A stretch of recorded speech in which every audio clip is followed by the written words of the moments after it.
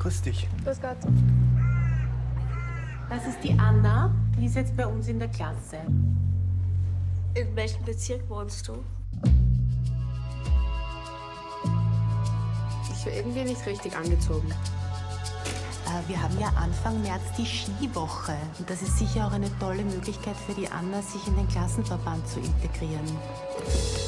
Haben wir lieber aufgemacht. Da kann ich mitkommen. Tut mir sehr leid.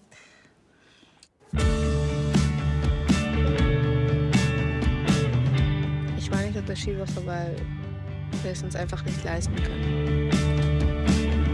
Bitte geh doch einfach weg. Struktur! Struktur! Struktur! Warum sind wir immer in allem anders?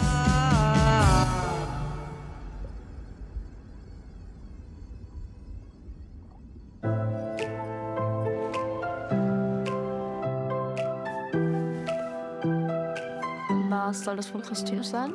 Eine Ofenkartoffel. Just because I wasn't born a princess doesn't mean I have to perform princess. Better than a princess who is princess is. 'Cause I'm allowed to define what a princess is. Scheiß auf dich, Wien! Scheiß auf alles!